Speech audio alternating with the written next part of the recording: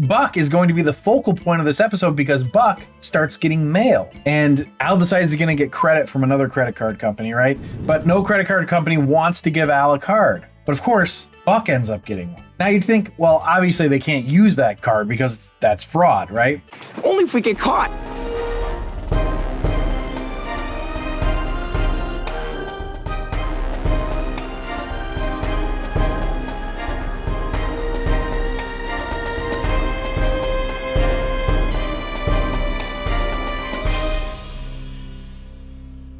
Welcome back to another episode of The Rank. I'm John, and today we're going to be doing another episode in my Married with Children rewatch / watch along and ranking it. So if you're enjoying these episodes, or if you're just a fan of Married with Children and enjoy consuming content about it, please subscribe and or follow. Like the episodes, comment. You can send me an email with your suggestions and complaints, I guess.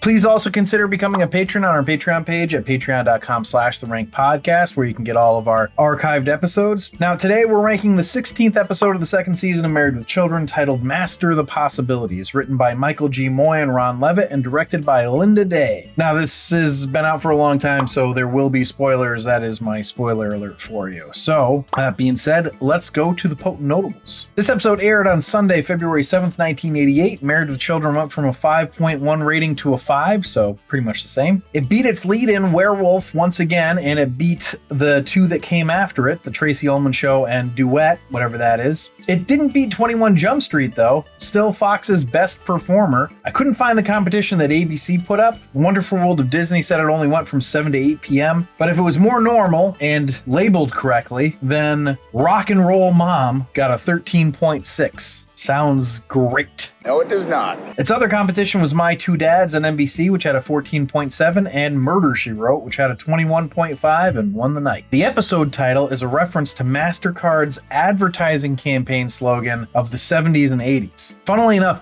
I actually went looking for a commercial or something from this ad campaign, and the first one I found was Angela Lansbury starring in it. Who? For you who don't know, Angela Lansbury is the star of Murder, She Wrote, so just thought that was kind of fun since she kicks Married with Children's ass every week. The next notable and last is the skateboard that Bud buys at the beginning of the episode is a Vision Psycho Stick, a very popular model of boards in the late 80s and sought after by skateboard enthusiasts. It was known for its unique wavy shape and distinctive graphics designed by Andy Takakjian. Sorry, Andy, if I said your name wrong. It gained popularity in the 1980s and became a pop culture icon, even appearing on the cover of the INXS album Kick. The design was inspired by a Real Vision employee. All right, so those are all the potent notables. Let's go to the episode overview. This episode has a really similar plot to the anniversary episode from the first season, in that Peggy maxes out their credit cards again. I will say that one, the one in the first season, was much more tender than you would expect from Married with Children, and this one is much more exactly what you'd expect from Married with Children. We open things up with Peggy and Bud coming home having a ton of bags in their hands. Of course, the idea was to go grocery shopping, but they didn't buy any food, just stuff, just things. Like the skateboard mentioned earlier in the Potent Notables by Bud, and a bone for Buck. Of course, it's all fine because it's Daddy's money. This is what Peg says. I just want to point out that if she's not working and he's providing for the family, then it's the family's money. Okay, just saying. I mean, she's not spending it responsibly, for sure. I'm not saying he should be pleased with how irresponsible they're being with it, but, it's still their money. I will say he takes it pretty well. He just kind of has a resignation about him. He knows they maxed out the card because he couldn't pay for a grilled cheese and had to work the debt off by unloading lobsters. Of course, Peggy says she bought something for everybody, including Buck, just not Al. At this point, Al calls Buck a throw rug that eats, which I thought was a great line. But actually, Buck is going to be the focal point of this episode because Buck starts getting mail. And Al decides he's going to get credit from another credit card company, right? But no credit card company wants to give Al a card. But of course, Buck ends up getting one. Now you'd think, well, obviously they can't use that card because that's fraud, right?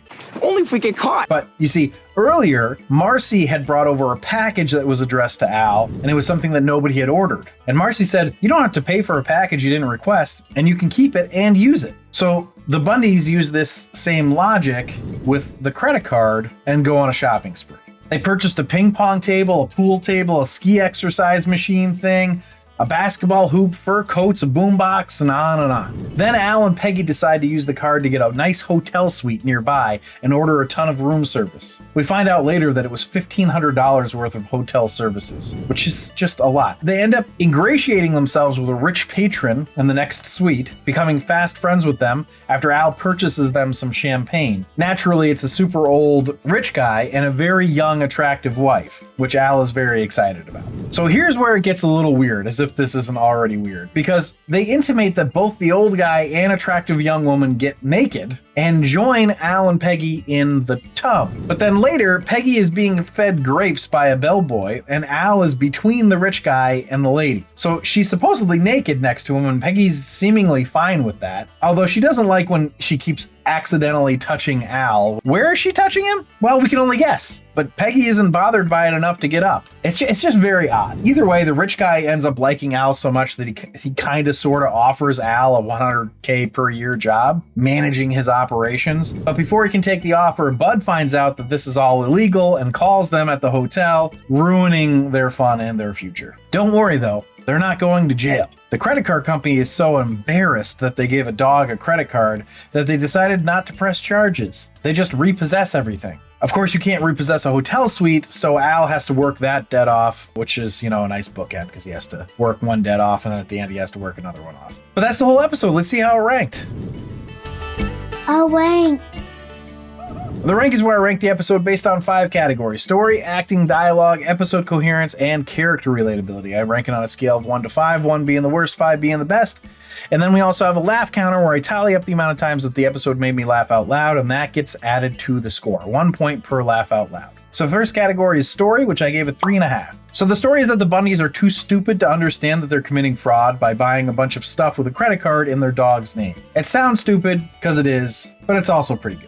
So let's go to acting, which I gave a 3. We featured David Faustino pretty heavily in this one, which is a detriment to the acting score here for sure. The rich guy's wife was insanely vapid, but I suppose that was the point. And Ed and Katie are good. No real standouts here. So it's very sort of middle of the line. So then we go to dialogue, which is, I gave a 3.5. The thing about A Married with Children is that it's ridiculous and has very silly plot lines, and sometimes the characters make decisions that just make you scratch your head, but it's still pretty damn funny. So next category is episode coherence, which I gave a 3. Mostly just that the fraud they committed was so ridiculously implausible. Like, how much credit did they give the dog? I mean, they spent thousands of dollars. It just stretched believability a little too much. And I mean, it's fine because, it's Married with Children, but it's a little wild. So let's go to character relatability, which I gave a 4. I mean, I don't know that I would have committed fraud, but I can understand the desire, I guess. I can fathom if you genuinely thought it was legal, just going for it. Being poor is not fun, and unfortunately, material goods make being poor feel less like you're poor, while at the same time, impoverishing you further. Thanks, capitalism.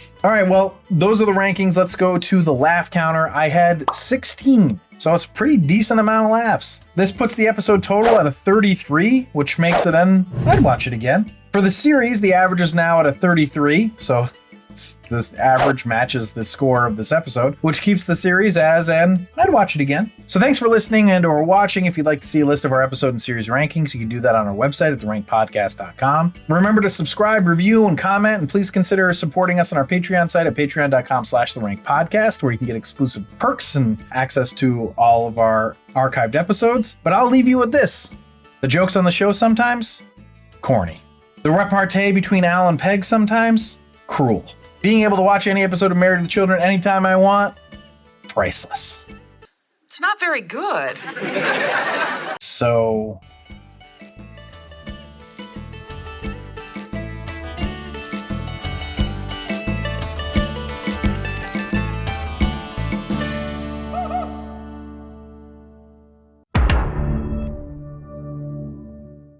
Now, Antonio, I don't know if you had the MasterCard commercials in Jamaica. We're not savages. But that was like a whole ad campaign the MasterCard did was they would say 3 things and the third thing was always priceless. Don't worry, folks. We're not going to be explaining all the jokes.